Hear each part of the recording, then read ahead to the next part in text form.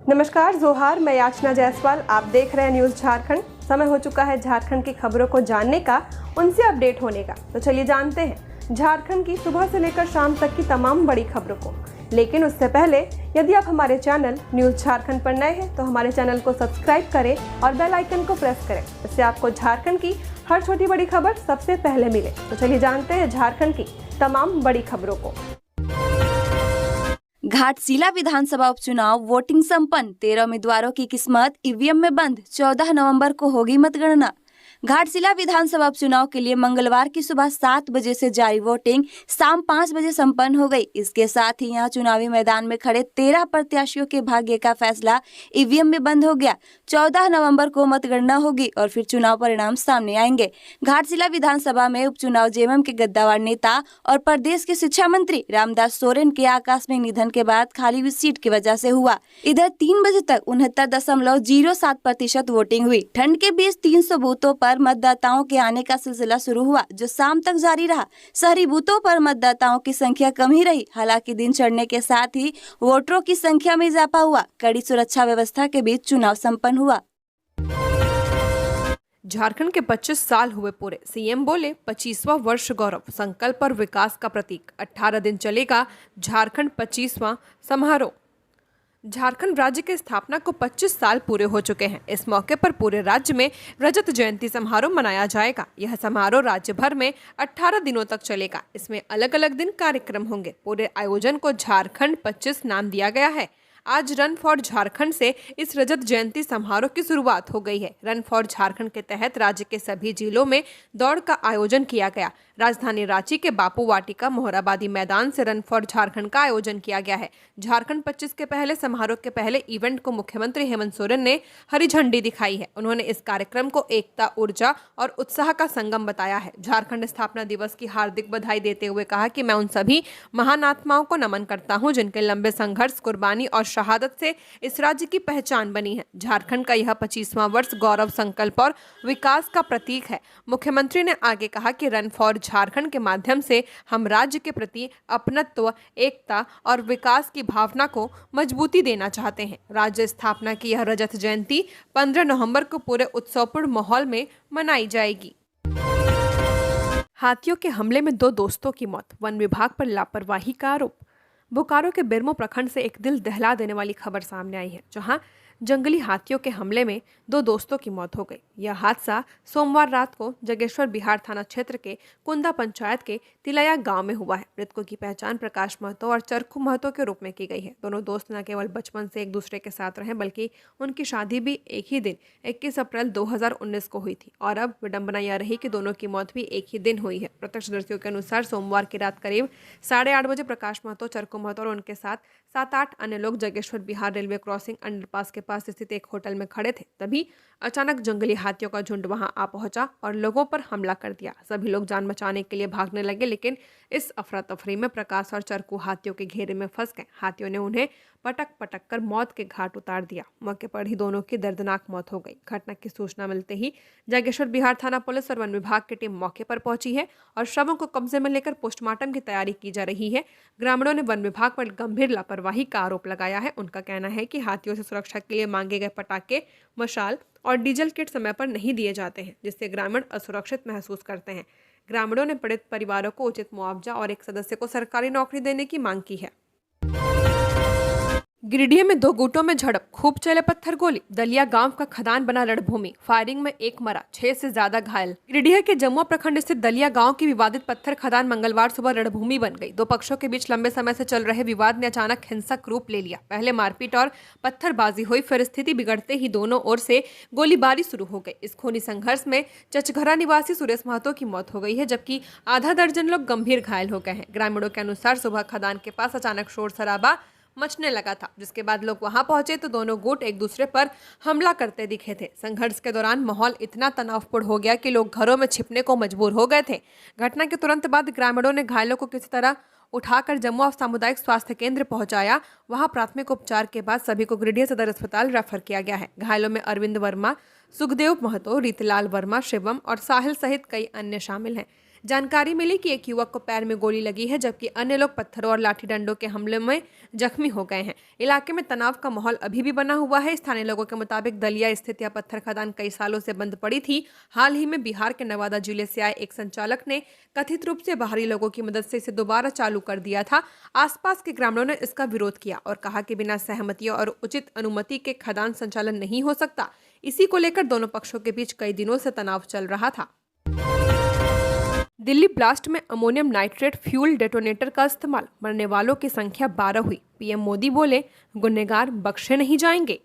दिल्ली धमाके में मरने वालों की संख्या बढ़कर 12 हो चुकी है। इनमें 2 महिलाएं भी शामिल हैं। 20 घायलों का इलाज चल रहा है। 2 शवों की पहचान हो चुकी है। बाकी की पहचान डीएनए टेस्ट से की जाएगी। सोमवार शाम 6:52 पर लाल किला मेट्रो स्टेशन के गेट नंबर 1 के पास चलती कार में जोरदार धमाका हुआ था। ब्लास्ट में जिस सफेद i20 कार का इस्तेमाल किया गया था, उसका एक सीसीटीवी फुटेज मंगलवार को सामने आया है। मेट्रो स्टेशन की पार्किंग से निकल रही कार में काला मास्क पहने एक शख्स बैठा दिखाई दिया। उसका नाम डॉक्टर मोहम्मद उमर नबी बताया जा रहा है। ये पुलवामा का रहने वाला है। पुलिस सूत्रों के मुताबिक उमर ने विस्फोटकों के साथ खुद को उड़ा लिया। उसके डीएनए टेस्ट के लिए कश्मीर पुलिस ने पुलवामा में उसकी मां और 2 भाई को हिरासत में लिया है। पुलिस को शुरुआती जांच से पता चला कि विस्फोट में अमोनियम नाइट्रेट फ्यूल और डेटोनेटर का इस्तेमाल किया गया है। इधर 2 दिन के भूटान दौरे पर गए पीएम मोदी ने दिल्ली ब्लास्ट में मरने वालों को श्रद्धांजलि दी है। उन्होंने कहा, पूरा देश दिल्ली विस्फोट से प्रभावित परिवारों के साथ खड़ा है। दोषियों को बख्शा नहीं जाएगा। झारखंड में अब सुबह शाम छा रहा कुहासा, 3 डिग्री तक गिर सकता है तापमान। 26 डिग्री के करीब रहेगा रांची का अधिकतम पारा। झारखंड में पश्चिमी विक्षोभ के असर से मौसम का मिजाज बदलने लगा है। मौसम विभाग ने साफ संकेत दिया कि अगले 24 घंटों में न्यूनतम तापमान में 2 से 3 डिग्री सेल्सियस की गिरावट दर्ज की जा सकती है। हालांकि अभी मौसम में किसी बड़े बदलाव की संभावना नहीं है। पश्चिमी, दक्षिणी और उत्तरी पश्चिमी जिलों में सुबह की ठिठुरन ज्यादा महसूस की जा रही है। वहीं आज से 14 नवंबर तक पूरे राज्य में इसी तरह से आसमान साफ और शुष्क मौसम की स्थिति बनी रहेगी। तापमान में गिरावट का दौर जारी रहेगा। मौसम वैज्ञानिकों का कहना है कि हवा की दिशा बदलने और रात में साफ आसमान रहने से ठंड तेजी से बढ़ सकती है। मौसम केंद्र ने चेतावनी जारी करते हुए बताया कि आज झारखंड के उत्तर पश्चिमी हिस्सों और उत्तरी छत्तीसगढ़ से सटे इलाकों में कहीं कहीं शीतलहर जैसी स्थिति बन सकती है। गढ़वा, पलामू, लातेहार और उसके आसपास के जिलों में ठंडी हवाएं चलने से ठिठुरन बढ़ेगी। इन इलाकों में न्यूनतम तापमान 10 डिग्री सेल्सियस या उससे कम जा सकता है। 13 और 14 नवंबर को राज्य में किसी तरह की चेतावनी नहीं है, पर तापमान में लगातार गिरावट का दौर जारी रहेगा। हवा की गति सामान्य रहने और बादल न होने से रातें और ज्यादा सर्द होंगी। मौसम विभाग ने लोगों को सलाह दी है कि सुबह और देर शाम बाहर निकलते समय सतर्क रहें और बच्चों व बुजुर्गों का विशेष ध्यान रखें। रांची के बिरसा मुंडा एयरपोर्ट की सुरक्षा हुई चाक चौबंद, दिल्ली ब्लास्ट के बाद हाई अलर्ट।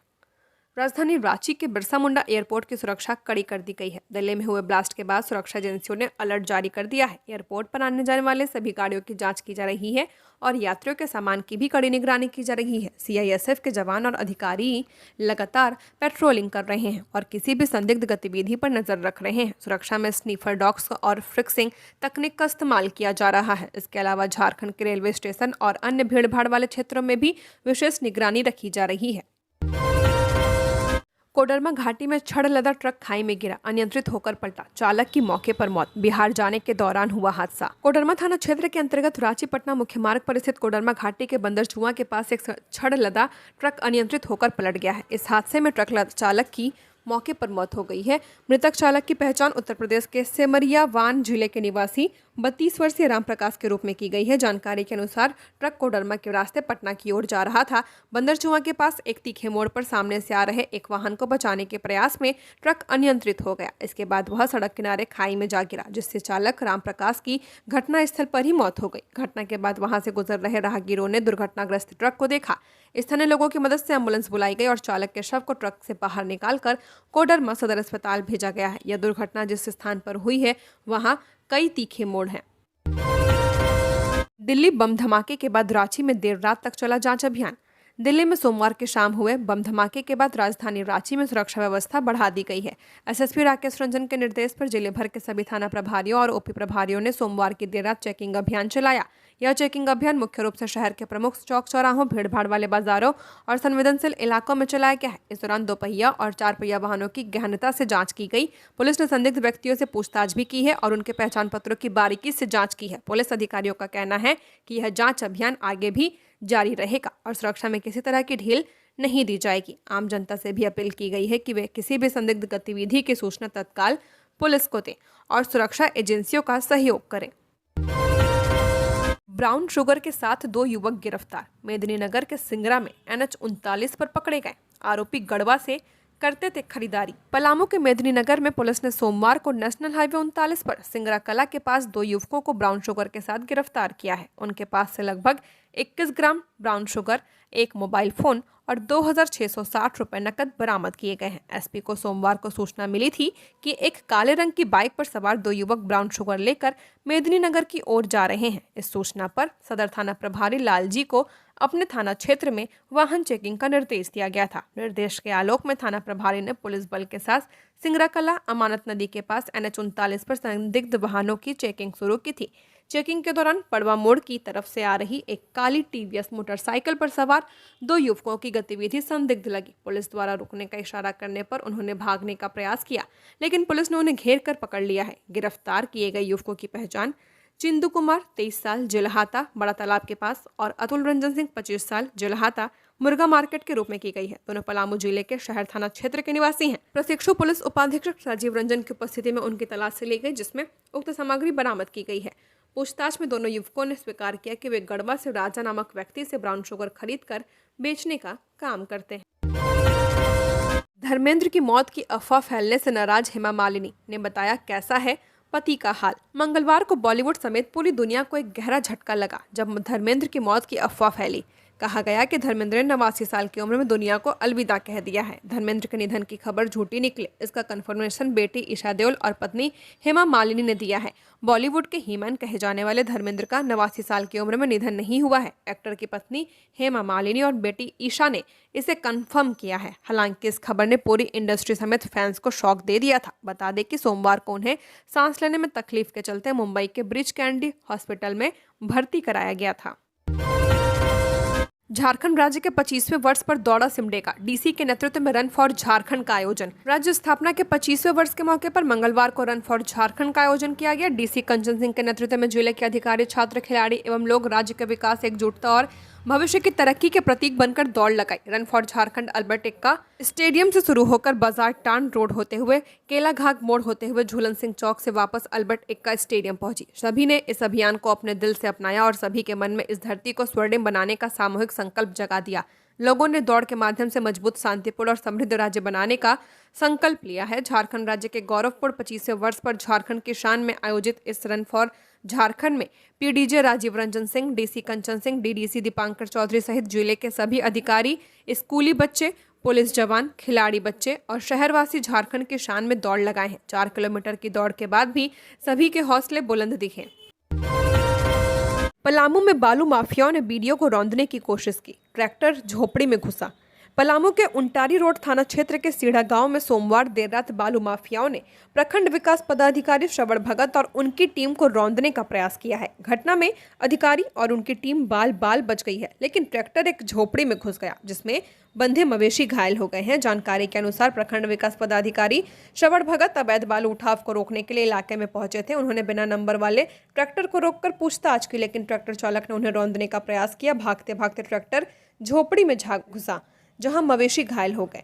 घटना के बाद पुलिस ने मौके पर पहुंचकर स्थिति का जायजा लिया और आरोपियों के खिलाफ कार्रवाई के लिए छापेमारी शुरू कर दी है। मंगलवार की सुबह भी प्रखंड विकास पदाधिकारी और थाना प्रभारी के नेतृत्व में पुलिस टीम घटनास्थल का निरीक्षण करने गई। प्रखंड विकास पदाधिकारी ने बताया कि अवैध बालू उठाव के खिलाफ कार्रवाई जारी है और आरोपियों के खिलाफ FIR दर्ज की जा रही है। उन्होंने जनता से अपील की कि इस तरह की अवैध गतिविधियों की सूचना तुरंत पुलिस को दी जाए। नए लुक में दिखेगा भगवान बिरसा मुंडा का जन्मस्थल। 2.5 करोड़ की लागत से होगा सौंदर्यीकरण। भगवान बिरसा मुंडा की 150वीं जयंती के अवसर पर उनके पैतृक गांव ओलिहातो स्थित बिरसा ओड़ा को अब एक नया और आकर्षक ट्राइबल लुक देने की तैयारी शुरू कर दी गई है। राज्य सरकार ने इसके लिए 2.5 करोड़ रुपए की योजना को स्वीकृति दे दी है। स्वीकृति मिलते ही जिला प्रशासन एवं पर्यटन विभाग इस परियोजना को धरातल पर उतारने की कोशिश में तेजी से कार्य प्रारंभ कर चुका है। परियोजना के तहत बिरसा ओड़ा परिसर का सौंदर्यीकरण और जीर्णोद्धार किया जाएगा। मुख्य द्वार को तोड़कर उसे एक पारंपरिक आदिवासी डिजाइन में पुनर्निर्माण किया जाएगा ताकि पर्यटकों को प्रवेश करते ही आदिवासी संस्कृति की झलक मिल सके। इसके साथ ही पूरे परिसर को बिरसा मुंडा की जीवन शैली, उनकी परंपराओं और आदिवासी संस्कृति को ध्यान में रखते हुए तैयार किया जाएगा। इसी बिरसा ओडस में भगवान बिरसा मुंडा की प्रतिमा स्थापित है। गौरतलब है कि भारत सरकार के जनजातीय मंत्रालय में भगवान बिरसा मुंडा टूरिस्ट सर्किट के निर्माण के लिए 40 करोड़ की सिर्फ स्वीकृति ही नहीं दी, बल्कि इसके लिए राशि भी आवंटित कर दी है। दिल्ली धमाके के बाद धनबाद में हाई अलर्ट, चला सघन वाहन चेकिंग अभियान। दिल्ली में सोमवार शाम हुए बम धमाके के बाद झारखंड में सुरक्षा व्यवस्था कड़ी कर दी गई है। इसी कड़ी में धनबाद में भी पुलिस मुख्यालय के निर्देश पर सोमवार को सघन जांच वाहन अभियान चलाया गया है।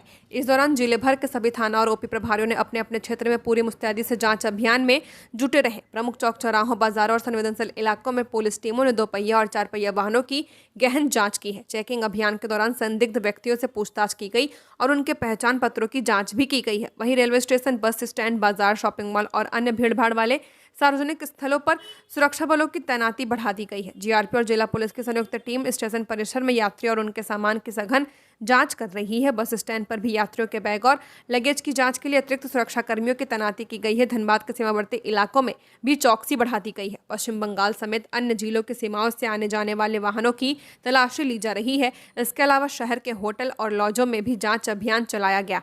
इस संबंध में वरीय पुलिस पदाधिकारियों ने कहा कि दिल्ली की घटना को देखते हुए किसी भी प्रकार की लापरवाही बर्दाश्त नहीं की जाएगी। सुरक्षा व्यवस्था को और मजबूत किया गया है ताकि किसी भी अप्रिय घटना को रोका जा सके।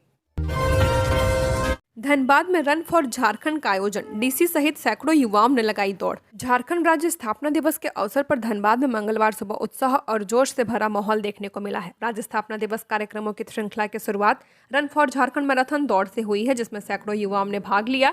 4 किलोमीटर की इस दौड़ को उपायुक्त आदित्य रंजन, डीएफओ, नगर आयुक्त और सिटी एसपी ने संयुक्त रूप से हरी झंडी दिखाकर रवाना किया था। इस अवसर पर उपायुक्त स्वयं भी युवाओं के साथ दौड़ में शामिल हुए।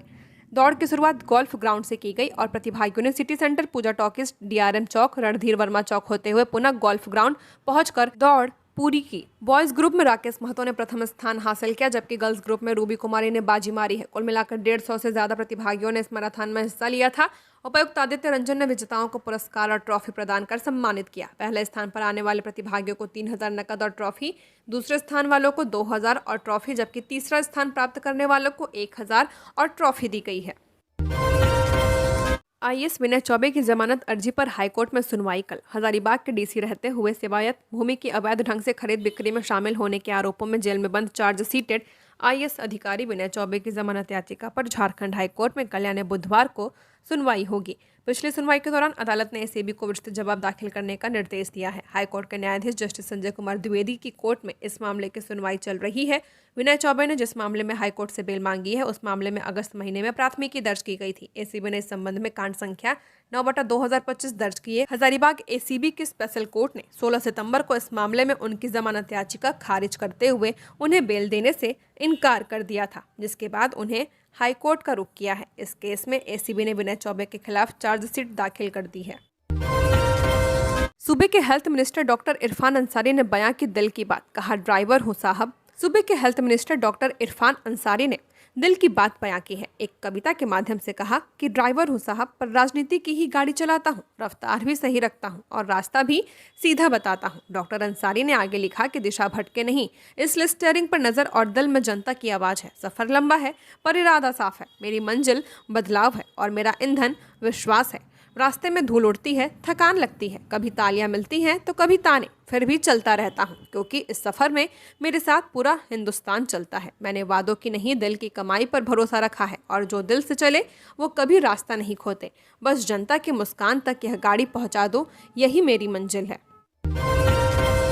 झारखंड पुलिस में होगा बड़ा फेरबदल, 16 आईपीएस को जल्द मिलेगा प्रमोशन, एसपी रैंक के अधिकारियों की संख्या बढ़ेगी। झारखंड पुलिस सेवा में जल्द ही एक बड़ा संगठनात्मक और पदोन्नति संबंधित फेरबदल होने वाला है। राज्य में न केवल एसपी रैंक के आईपीएस अधिकारियों की संख्या में वृद्धि होगी, बल्कि विभिन्न स्तरों पर कुल 16 आईपीएस अधिकारियों को पदोन्नति दी जाएगी, जिसमें एडीजी, आईजी, डीआईजी और एसपी से सिलेक्शन ग्रेड तक की पदोन्नतियां शामिल हैं। झारखंड पुलिस में एसपी रैंक के अधिकारियों की संख्या में जल्द ही बढ़ोतरी होने वाली है। वर्तमान में 2012 से लेकर 2021 बैच तक के एसपी रैंक के आईपीएस अधिकारियों की वर्तमान संख्या 71 है, जिनमें से 10 अधिकारी केंद्रीय प्रतिनियुक्ति पर हैं, जबकि झारखंड पुलिस सेवा के 9 डीएसपी को आईपीएस रैंक में पदोन्नति मिलने की प्रक्रिया चल रही है, जिसके लिए यूपीएससी में 10 नवंबर को बैठक भी हो चुकी है। इस प्रोन्नति के बाद झारखंड पुलिस में एसपी रैंक के आईपीएस अधिकारियों की संख्या बढ़कर 80 हो जाएगी।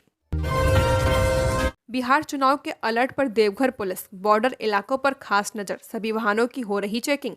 बिहार में दूसरे चरण के मतदान को लेकर बिहार प्रशासन के साथ साथ झारखंड प्रशासन भी हाई अलर्ट पर नजर आ रहा है। देवघर और आसपास के इलाकों से आने जाने वाले सभी वाहनों को पुलिस की जांच के बाद ही बिहार में प्रवेश करने दिया जा रहा है। देवघर से सटे भागलपुर, जमुई, बांका में चुनाव हो रहे हैं। चुनाव में मतदान करने के लिए देवघर से बिहार जाने वालों को जांच के बाद ही जाने दिया जा रहा है। जिन लोगों पर पुलिस को शक होता है या कोई भी व्यक्ति संदिग्ध दिखता है, उन्हें तुरंत हिरासत में लेकर गहन जांच की जा रही है। देवघर के सीमावर्ती इलाकों में शामिल दर्दमारा, गिधनी, चकाई मोड़ समेत सभी जगहों पर वरिष्ठ अधिकारी भी निगरानी करते नजर आए। बिहार जाने वाले वाहनों की विशेष जांच की जा रही है ताकि कोई भी संदिग्ध सामग्री या व्यक्ति चुनाव में खलल न डाल सके। सोमवार रात दिल्ली में हुए बम विस्फोट को लेकर भी पुलिस टीम पूरी तरह सतर्क है। गौरतलब है कि बिहार में 122 विधानसभा सीटों के लिए मतदान किए जा रहे हैं। पलामू में लेवी के लिए मजदूरों की पिटाई, सरकारी भवन निर्माण स्थल पर हथियारबंद अपराधियों का हमला, 2 मेदिनीनगर रेफर। पलामू के हुसैनाबाद थाना क्षेत्र में लेवी को लेकर हथियारबंद अपराधियों ने सरकारी निर्माण कार्य स्थल पर काम कर रहे 3 मजदूरों की बेरहमी से पिटाई कर दी है। यह घटना महुदन पंचायत के प्रतापपुर गांव में बहुउद्देशीय भवन निर्माण के दौरान बीती रात हुई है। पिटाई में गंभीर घायल 2 मजदूरों को मेदिनीनगर रेफर किया गया, जबकि एक का इलाज हुसैनाबाद अनुमंडलीय अस्पताल में जारी है। घायल मजदूरों की पहचान मेदिनीनगर निवासी दिलीप चौरसिया, बसंत चौरसिया और अशोक चौरसिया के रूप में की गई है। दिलीप और बसंत की हालत गंभीर बताई जा रही है। प्रत्यक्षदर्शियों के अनुसार देर रात कुछ हथियारबंद अपराधी निर्माण स्थल पर पहुंचे थे और लेवी की मांग करने लगे थे। जब मजदूरों ने पैसे देने से इनकार किया तो अपराधियों ने लाठी डंडों से उनकी जमकर पिटाई की। यह हुसैनाबाद में लेवी को लेकर मजदूरों पर हमले की पहली घटना नहीं है। इससे पहले 27 अक्टूबर की रात भी इसी पंचायत के प्रतापपुर गांव में एक महिला मजदूर प्रतिमा देवी पर भी हथियारबंद अपराधियों ने हमला किया था। प्रतिमा देवी वहां निर्माण स्थल की देखरेख कर रही थी। अपराधियों ने खुद को थाना प्रभारी बताकर गेट खुलवाया और फिर प्रतिमा देवी की पिटाई की। अपराधियों ने महिला का मोबाइल तोड़ दिया और संवेदक अविनाश कुमार व मुंशी को धमकी भरे कॉल करने के लिए मजबूर किया। उन्होंने स्पष्ट चेतावनी दी थी कि यदि लेवी नहीं दी गई तो निर्माण कार्य बंद करा दिया जाएगा और संबंधित लोगों की हत्या कर दी जाएगी। बिजली के रखरखाव के नाम पर अब नहीं कटेगी बिजली, विद्युत आपूर्ति निर्देश सख्त। राज्य में मेंटेनेंस के नाम पर अब बिजली कटौती नहीं की जाएगी। बिजली वितरण निगम लिमिटेड के निदेशक प्रभात कुमार श्रीवास्तव ने इसको लेकर अधिकारियों को स्पष्ट निर्देश दिया है। सोमवार को आयोजित बैठक में उन्होंने रांची, जमशेदपुर और हजारीबाग एरिया बोर्ड के जीएम और ईएसई को चेताया कि हर गतिविधि की बारीकी से निगरानी की जा रही है और कोई यह न समझे कि उनके काम पर ध्यान नहीं है। निर्देशक ने कहा कि विभागीय काम समय पर और ईमानदारी से पूरा करना सभी की जिम्मेदारी है। उन्होंने बैठक में राजस्व वसूली के लक्ष्यों की समीक्षा की और राज्य तथा केंद्र प्रायोजित योजनाओं की प्रगति पर भी चर्चा की है। अधिकारियों को यह सुनिश्चित करने को कहा गया कि मेंटेनेंस के नाम पर अनावश्यक बिजली कटौती न हो और निर्धारित राजस्व लक्ष्य हर हाल में हासिल किया जाए। बैठक में अधिकारियों ने अपनी समस्याएं भी रखी हैं। कई क्षेत्रों में मैन पावर की कमी की शिकायत की गई है, जिससे कामकाज प्रभावित होने की बात सामने आई है। इस पर निर्देशक ने आश्वासन दिया कि इन मुद्दों का समाधान जल्द किया जाएगा। स्पेशल स्क्रीनिंग भगवान बिरसा मुंडा की 150वीं जयंती पर उलगुलान की स्पेशल स्क्रीनिंग 56 इंटरनेशनल फिल्म होगी फेस्टिवल में। अशोक सरड़ द्वारा निर्देशित आदिवासी स्वतंत्रता सेनानी बिरसा मुंडा के जीवन पर आधारित फीचर फिल्म उलगुलान की स्पेशल स्क्रीनिंग बिरसा मुंडा के 150वीं जयंती के अवसर पर गोवा में किया जा रहा है। इंडियन पैनोरमा के तत्वाधान में 22 नवंबर को रात के 8 बजे आयोजित 56 international film festival of India में फिल्म की स्क्रीनिंग होगी, जहां देश दुनिया से आए प्रसिद्ध फिल्म हस्तियां शामिल होंगे। इस बार के international film festival of India के इंडियन पैनोरमा में स्क्रीनिंग कमेटी के ज्यूरी सदस्य भी रहे अशोक सरड़ ने कहा कि यदि झारखंड सरकार मदद करे तो सिद्धो कान्हू पर भी फिल्म बनाएंगे। उलगुलान फिल्म की पूरी शूटिंग बिरसा मुंडा के गांव खुंटी, झारखंड में की गई है। फिल्म का मुख्य अभिनय दीपराज राणा, टॉम आल्टर, रजा मुराद, वीरेंद्र सक्सेना, पेंटल, मुश्ताक खान, संगीता नाइक ने निभाया है। इस फिल्म में लगभग 200 बिरसाइत ने भी कार्य किया है। पूर्व लोकसभा उपाध्यक्ष पद्मभूषण कड़िया मुंडा ने फिल्म की कहानी लिखी है। अशोक सरड़ इन दिनों 6वीं शताब्दी के राजा ललितादित्य पर फिल्म बना रहे हैं। झारखंड सरकार की पहल, एसटी विद्यार्थियों के लिए जेईई नीट की भी फ्री आवासीय कोचिंग शुरू। झारखंड सरकार ने अनुसूचित जनजाति, अनुसूचित जाति, अल्पसंख्यक और पिछड़ा वर्ग कल्याण विभाग के माध्यम से झारखंड अनुसूचित जनजाति शिक्षण उत्थान कार्यक्रम शुरू किया है। इस कार्यक्रम का उद्देश्य राज्य के मेधावी एवं प्रतिभाशाली अनुसूचित जनजाति वर्ग के विद्यार्थियों को राष्ट्रीय स्तर की प्रतियोगी परीक्षाओं जेईई और नीट की तैयारी के लिए विश्व स्तरीय और पूर्णतः निःशुल्क कोचिंग सुविधा उपलब्ध कराना है। परियोजना निर्देशक समेकित विकास जनजाति अभिकरण रांची तथा कार्यक्रम संचालन समिति के अध्यक्ष संजय कुमार भगत ने बताया कि यह योजना राज्य सरकार की एक दूरदर्शी पहल है, जिसका लक्ष्य है कि जनजातीय विद्यार्थी आर्थिक स्थिति की परवाह किए बिना गुणवत्तापूर्ण शिक्षा प्राप्त करे और डॉक्टर या इंजीनियर बनने के अपने सपनों को साकार कर सके। इस योजना के अंतर्गत कुल 300 विद्यार्थियों को रांची के हिंदपीढ़ी स्थित मल्टीपर्पज हॉल कम ट्रेनिंग सेंटर में आवासीय कोचिंग की सुविधा दी जा रही है। कार्यक्रम का संचालन झारखंड सरकार द्वारा चयनित संस्था मोशन एजुकेशन कोटा के सहयोग से किया जा रहा है। 19 नवंबर 2025 शाम 5 बजे तक आवेदन किया जा सकता है। ज्यादा जानकारी के लिए विद्यार्थी वेबसाइट पर उपलब्ध दिशा निर्देश देख सकते हैं या हेल्पलाइन नंबर 9251664830 पर संपर्क कर सकते हैं। डीजीपी ने पुलिस मुख्यालय में किया शिकायत, कोषांग समिति का पुनर्गठन। प्रभारी डीजीपी तदाशा मिश्रा ने झारखंड पुलिस मुख्यालय में शिकायत कोषांग समिति का पुनर्गठन किया है। शिकायत कोषांग में लंबे समय से 600 से ज्यादा शिकायत लंबित पड़े थे। डीजीपी के जरिए इन सभी शिकायतों का 1 सप्ताह के अंदर निष्पादन करने का लक्ष्य रखा गया है। शिकायत कोषांग के निष्क्रिय होने की वजह से पुलिसकर्मियों की मांगों पर विचार नहीं हो पा रहा था। अब जरूरतमंद पुलिसकर्मियों की समस्याओं पर विचार के बाद उनकी मांगों पर कार्रवाई करने में तेजी आएगी। उल्लेखनीय है कि झारखंड पुलिस मुख्यालय में शिकायत कोषांग एक महत्वपूर्ण इकाई है जो पुलिसकर्मियों और आम नागरिकों की शिकायतों के निवारण के लिए काम करती है। यह कोषांग विभिन्न प्रकार की शिकायतों को सुनता और उनका समाधान करने का प्रयास करता है। झारखंड पुलिस मुख्यालय का शिकायत कोषांग मुख्य रूप से पुलिसकर्मियों से संबंधित शिकायतें, नागरिकों की शिकायतें, शिकायतों का पंजीकरण और निवारण, निगरानी एवं समीक्षा करता है।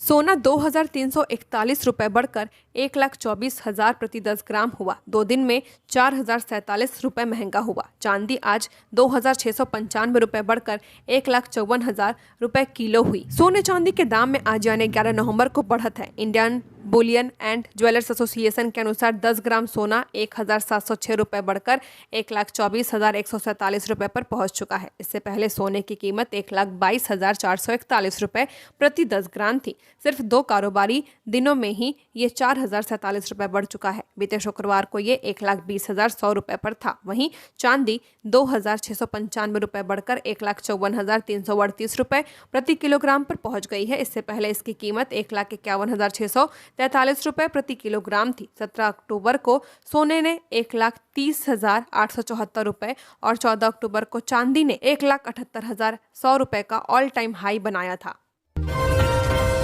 विनय सिंह और स्निग्धा ने हाईकोर्ट में लगाई बेल की गुहार। आईएएस विनय चौबे के हजारीबाग डीसी रहने के दौरान वन भूमि की अवैध ढंग से खरीद बिक्री और नियम विरुद्ध म्यूटेशन से जुड़े केस के प्रमुख आरोपी विनय सिंह और उनकी पत्नी स्निग्धा सिंह ने झारखंड हाईकोर्ट से जमानत की गुहार लगाई है। दोनों आरोपियों ने अग्रिम जमानत याचिका और जमानत याचिका दायर की है। हालांकि इनकी याचिका फिलहाल सुनवाई के लिए सूचीबद्ध नहीं की गई है। विनय सिंह फिलहाल जेल की सलाखों के पीछे हैं और उनकी पत्नी स्निग्धा सिंह की तलाश एसीबी कर रही है। इससे पहले 3 नवंबर को कोर्ट ने दोनों आरोपियों को राहत देने से इनकार करते हुए अग्रिम जमानत याचिका और जमानत याचिका खारिज कर दी थी। आईएएस विनय चौबे के करीबी ऑटोमोबाइल कारोबारी विनय सिंह और उनकी पत्नी स्निग्धा सिंह एसीबी की कांड संख्या 11/2025 के नामजद आरोपी हैं। एसीबी के मुताबिक जिस भूमि को लेकर प्राथमिकी दर्ज की गई है वह विनय सिंह और उनकी पत्नी स्निग्धा सिंह के नाम है। यह भूमि हजारीबाग के सदर अंचल के थाना नंबर 252 में स्थित है। ये थी झारखंड की टॉप बड़ी खबरें। ऐसे ही झारखंड की हर छोटी बड़ी खबरों को जानने के लिए हमारे चैनल न्यूज़ झारखंड को सब्सक्राइब करें। धन्यवाद।